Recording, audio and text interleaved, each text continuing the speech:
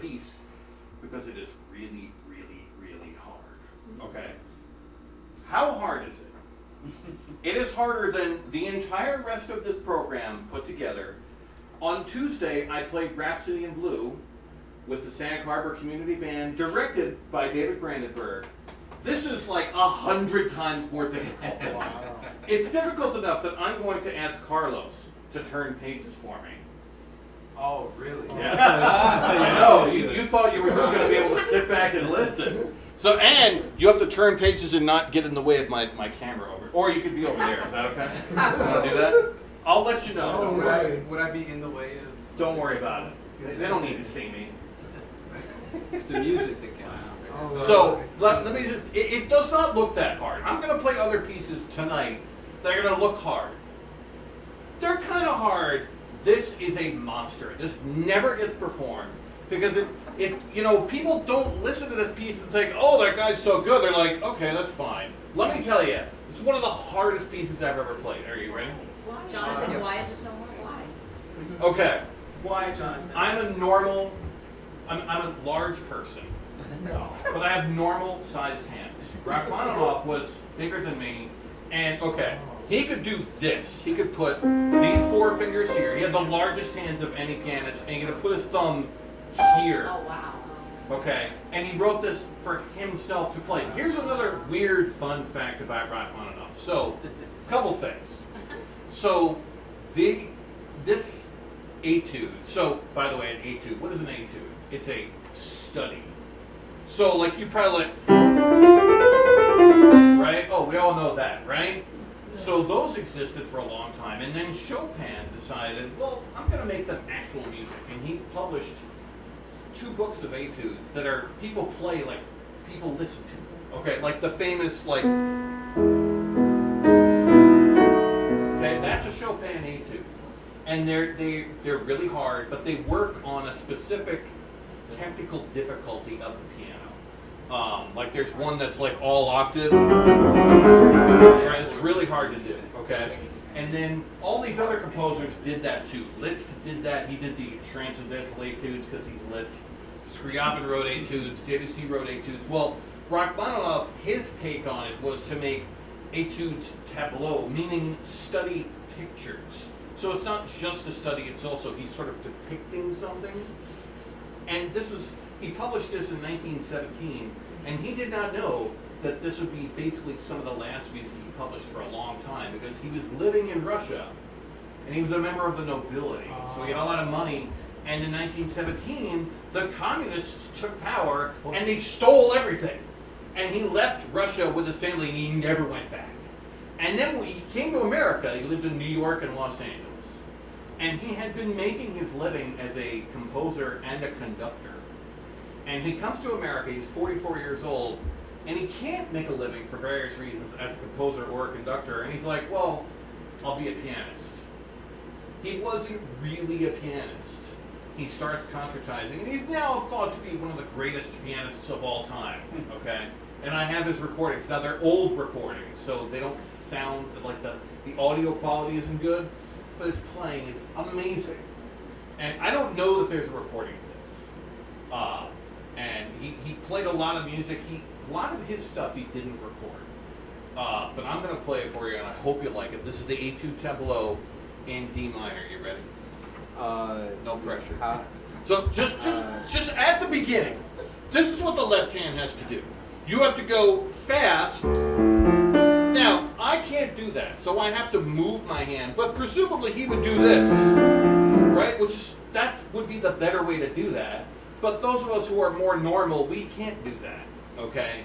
And then the right hand has this thing that you normally wouldn't do, parallel fifths. You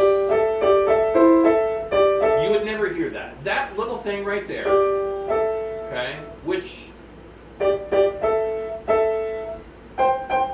what does that sound like? It sounds like East Asian music, right? Yeah. Okay. And there's a reason for that. And there's a reason why, like, in all of Bach, you've all heard of Bach, the famous German classical composer, he never, ever does that. Because there's this rule maybe we shouldn't call it a rule, because people do break it from time to time, but Bach never did. So you don't do that in classical music, but apparently they don't have that rule in East Asian music. And Rachmaninoff was just like, whatever, I'm going to do that. So here we go. Jonathan, do you want the air conditioner on? Oh, thank you very much. I would totally have forgotten, or I would have gotten to like the third page and realized it was on and not knowing what to do. All right. Is it playing as well? All right, here we go. Alice, you ready? I think so. I have faith in you. You ready?